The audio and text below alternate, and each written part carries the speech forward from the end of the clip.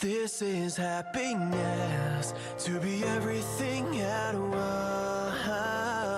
Be unblinded, be unlearned, be unbridled and unburned.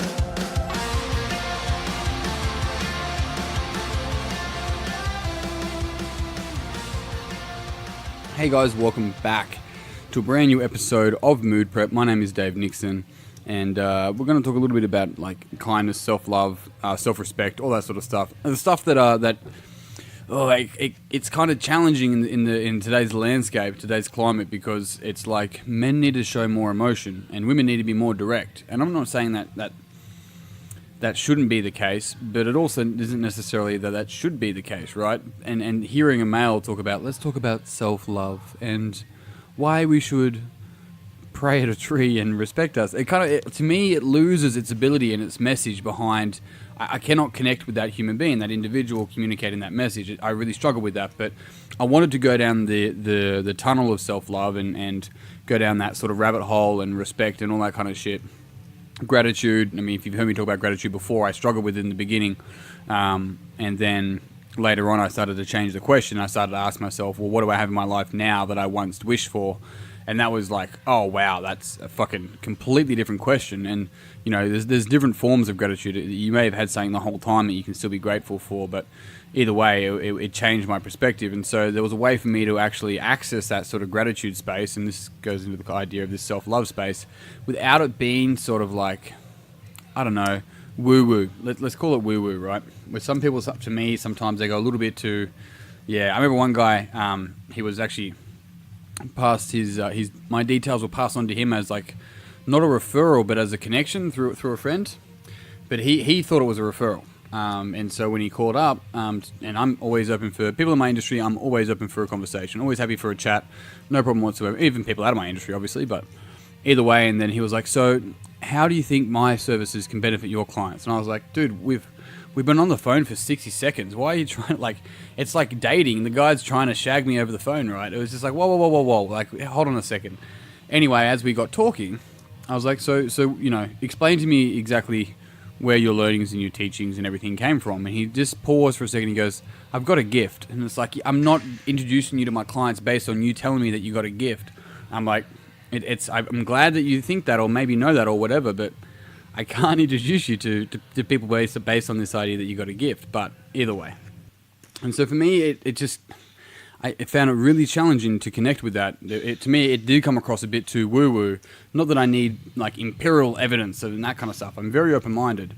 And it was interesting sort of when first initially going down this idea of love, self-love, respect, kindness and all that kind of shit. Like, it was exactly the same. But then as I went further down it and I allowed myself and let myself release like the bullshit, the frames that I had in my mind of how things are meant to be, and it's like, well, men don't do this, or men don't do that, or women don't do this, women don't do that, people don't do this, strong people don't do this, strong people don't do that.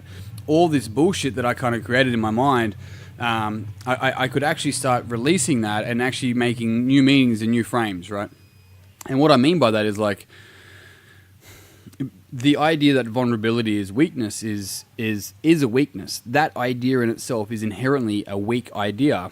So this is what's really interesting, is that we have the power, once again, you heard me say it before, but to change and reframe how we view our reality. And we've got to be able to do that with our own self-love and kindness and everything.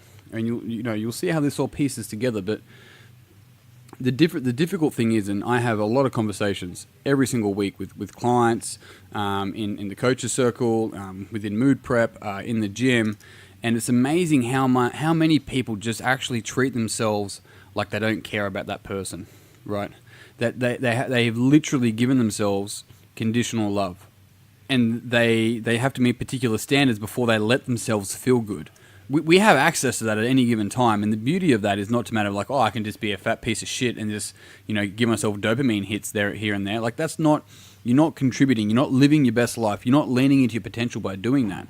But by freeing yourself of the bullshit and the conditions, you can start to lean into your potential, and as a byproduct, other people observe that, and they too start to do the exact same thing, right? Rather than like the podcast I had earlier in the week about trying to go out there and help everyone. And if you've actually read my Instagram today, if you don't, it's under DD Nix, you would have seen me talk about how, like, we often put conditions on things, and this is the post. It says, stop chasing after people and being the only one trying to fix everything. It's mentally and physically exhausting. You have to find peace with whoever comes and goes from your life. Don't be the only one putting in effort, because you will lose yourself trying to save someone else. Now, that's nice. I literally screenshotted that and shared it, but my quote underneath it was, sometimes we trick ourselves into thinking that if we fix someone else, that we will be fixed, that we will be happy. This is called conditional happiness, or even conditional love. And this is a lie. You don't need to be fixed, or you don't need to fix someone else in order to be of value. You're not broken. You're already valuable. You're born that way. And it's the frameworks that we have been taught that have taught us otherwise. We were born with inherent value. We don't need to fix ourselves. We are not broken.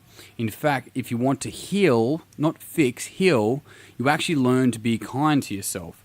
Realize that the critical thoughts, the mean thoughts that you have that go through your head aren't your thoughts. You heard them.